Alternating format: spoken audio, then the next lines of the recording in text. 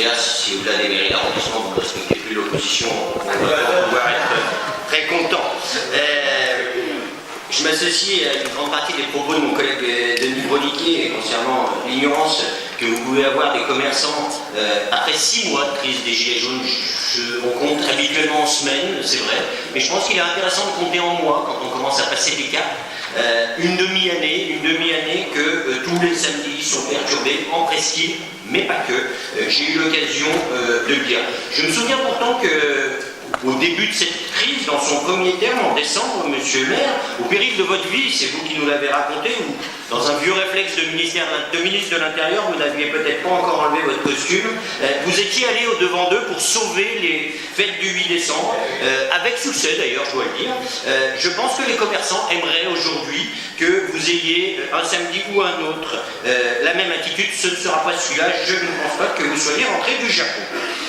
Depuis, effectivement, pas grand-chose. Nous avons eu l'occasion de le dire lors du précédent conseil. Les commerces souffrent, ils souffrent énormément. Une annonce aujourd'hui, un article de presse aujourd'hui, annonce la fermeture d'un des kiosques de la place Bellecour. C'est dommage. Les habitudes changent et je pense que ça aussi c'est très problématique. Les gens vont moins faire leurs emplettes en centre-ville le samedi. Ils vont ailleurs. D'autres commerçants en profitent, d'autres centres commerciaux en profitent aussi.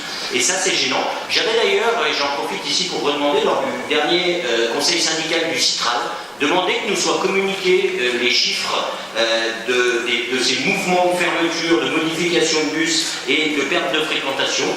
Madame la Présidente, j'attends toujours. Les propositions qui nous sont soumises aujourd'hui sont bien timides. On nous annonce 700 000 € d'aide. C'est un peu gros, monsieur le maire, quand dans ces 700 000 €, il y a 200 000 de non-augmentation. Il est vrai que depuis le début de votre mandat, et ça remonte même plus loin, mais je n'étais pas conseiller municipal, donc je me resterai au début de ce mandat, à chaque occasion, votre ministre, votre adjoint aux finances, Richard Roum, ne perd pas eu l'occasion d'augmenter les redevances qui lui passent devant, sachant que pour les marges de manœuvre, c'est bien connu, il vaut mieux augmenter plutôt que de chercher les économies, mais ça c'est normalement le sujet de Laurence Valls. Donc sur ces 700 000 €, déjà, il y a 200 000 € qui n'existent pas puisque c'est une non-augmentation. Il ne faut quand même pas, je pense, prendre les commerçants pour des imbéciles. En ce moment, ils savent compter et encore plus que jamais, malheureusement. Les autres aides qui sont proposées aujourd'hui sont des aides sur les kiosques de la place Bellecour pour 120 000 € et pour 370 000 € sur les exonérations de terrasses dans la presqu'île. J'aurais 3 commentaires sur ces 2 aides. Le premier, c'est qu'elles sont quand même bien tardives. Le deuxième, c'est qu'elles restent timides et limitées. Limitées en portée, d'une part. J'avais eu l'occasion de le dire lors de ma précédente intervention sur ce sujet. Tous les commerçants de la presqu'île n'ont pas de terrasse. Tous les commerçants de la presqu'île ne sont pas impactés par cette aide. Et pourtant, tous les commerçants de la presqu'île souffrent. Cette action est limitée également par son périmètre. J'avais eu l'occasion de le dire également, seuls les commerçants de la presqu'île les commerçants de la presqu'île souffrent certes, mais ils ne sont pas les seuls.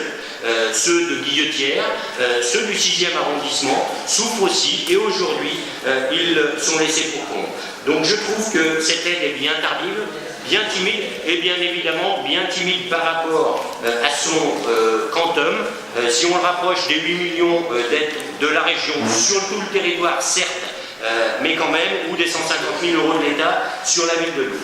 Je crois que si on écoute les commerçants, ils attendent beaucoup d'autres choses. Ils attendent des mesures sur le stationnement, ils attendent des mesures sur la taxe locale de publicité et ils attendent également des aides directes, des prêts, et qui aujourd'hui ne viennent pas et ne sont pas évoqués. Si je puis me permettre, monsieur le maire, je pense que dans cette période où ces commerçants souffrent, vous n'avez pas été entendu et l'apparition ce week-end de cartons rouges dans certaines vitrines de la presqu'île le démontre. Les commerçants ne vous entendent pas, vous n'êtes pas audibles. Vous l'aviez été pour sauver le 8 décembre. Je pense qu'ils attendent au moins le même investissement. Je vous remercie.